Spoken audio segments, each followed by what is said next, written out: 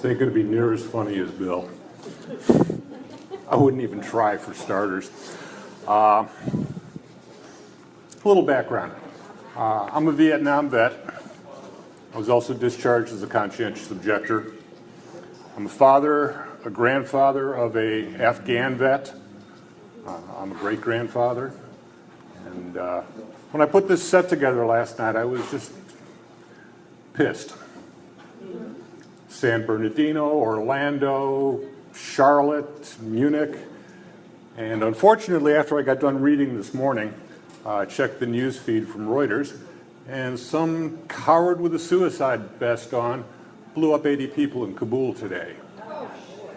So I guess the set I put together probably has a little thematic value, if nothing else. 5th April 1973 is an extended piece that was written about the American bombing of Cambodia, which in April of 73 was in the end of its first month of several more to come. And this was the overt bombing.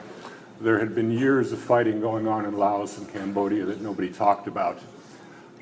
Basically, 43 years later, you can change the names and the situation is pretty much the same. Part 2. So the Khmer Rouge insurgent squatting by his rice pot. The bombers will return today. Is this how the Christians worship? Said the Tonkinese advisor squatting by his fire. This being April 1st, perhaps they will be paper bombs. But there is no joke. In the smell of burning ground, in the stink of burning flesh, the sense of humor is very far away. Cambodia itself is far away. To the Boeing monsters seeking rest, to the people of America seeking rest, to the newspaper resting on my desk. The pilot's mind is set on land, not the Cambodian elephant. The housewife's mind is set on food, not the elephant. The elephant falls from the news. In 4 days, it will be a filler. No longer then the days recounted, the falling tonnage reported, the effects re-examined. American bombers struck at Cambodia again yesterday, and that will be it. It is hard to relate to Cambodia when you live in America. The war is far away, and so is the sense of the Congress, which is not yet given that the president is wrong and should be stopped.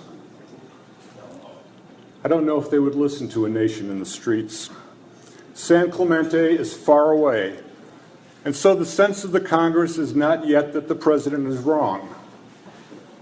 Would he even see a nation in the streets? The people seem far away, and so the sense of the Congress is not. Maybe we have to become a nation in the streets. Step back and look. We have merged the phoenix and the eagle on behalf of the dove. And our new bird does not die in fire. Now it is someone else's bird that always burns. And it always burns far away. Or so it seems in this 26th day of the bombing.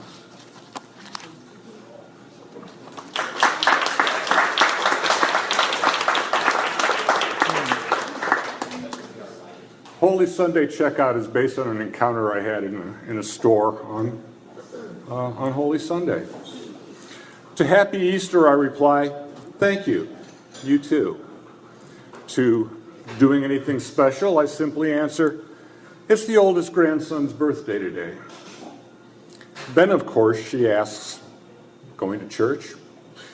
With her own, of course, implied, so when I say no, I get a version of the look.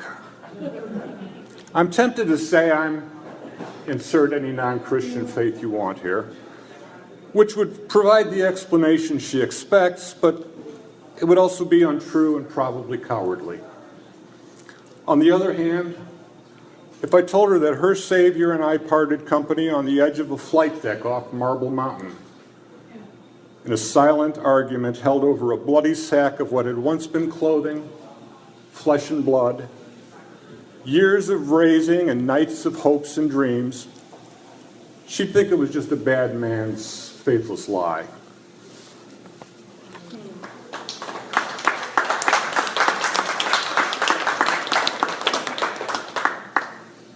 Paz y Amor, in English, peace and love. 1. The dog wakes the man, insistent. They step out into the pre-dawn. Above, a speck of cosmic dust traces its brief, shallow arc before the farther stars. From the windbreak trees, a squirrel chatters, teasing. The dog lifts his ears, stands still and stiff. The man laughs lightly, looks west to the moon sets. 2. Halfway through the second decade, lives removed from another dawn, a shadow nibbles at the moon's cheek. Focused on more pressing matters, the dog investigates the meadow, finds nothing, returns to the man.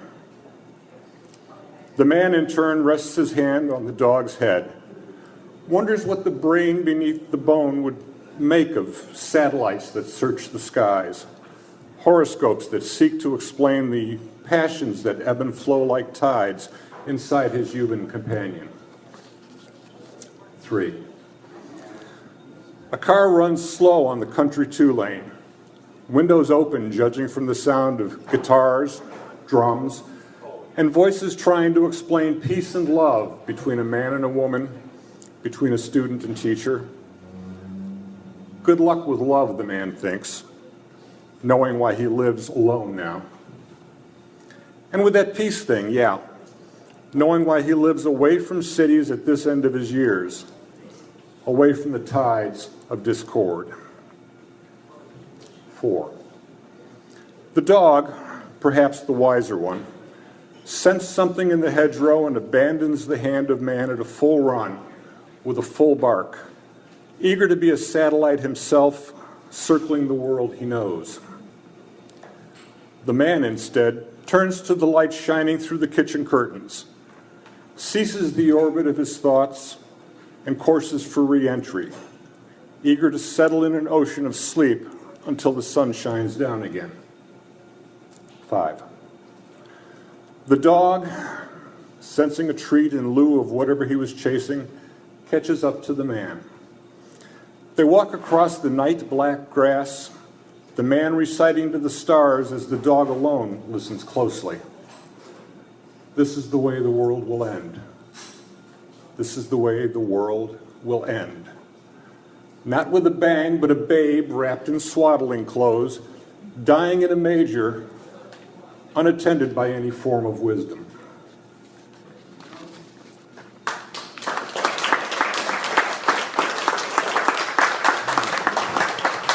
Thank you.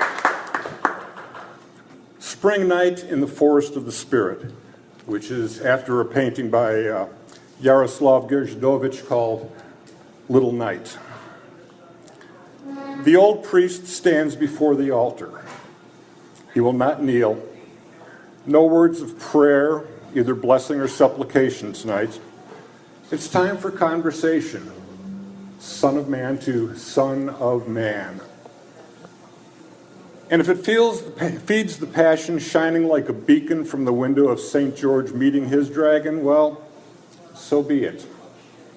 Obey the Lord thy God, yes, but don't be afraid to speak out first.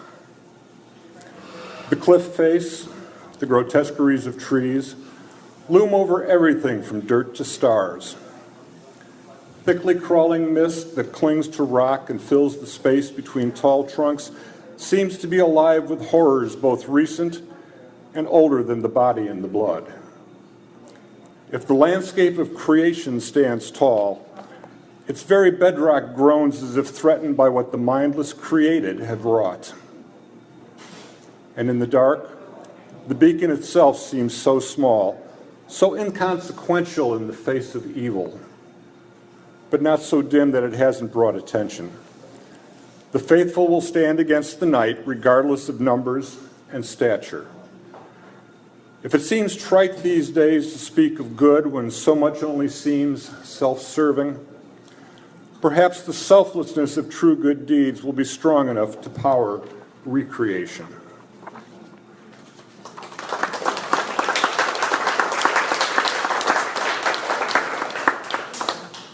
June 2015, and way too many others. Gunshots don't ring out. Freedom rings, coronets. The voices of Sabbath choirs, table graces, children at play, these, I will agree, ring out. Gunshots explode, thunder, sunder flesh from blood, echo down the halls of ages as they remind us of loss in every firecracker overheard.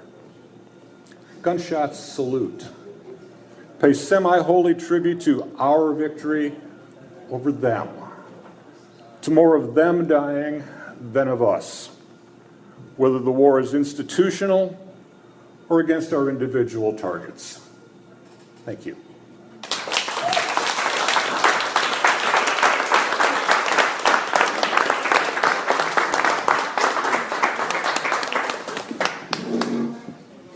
I believe that's the best set I've ever heard you do.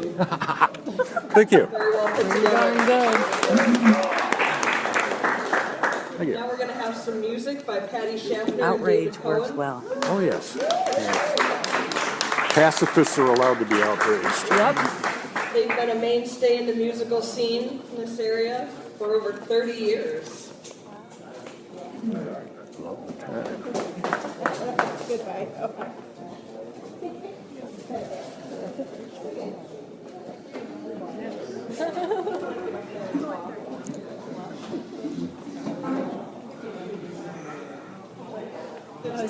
Thank you. Thank you. Thanks.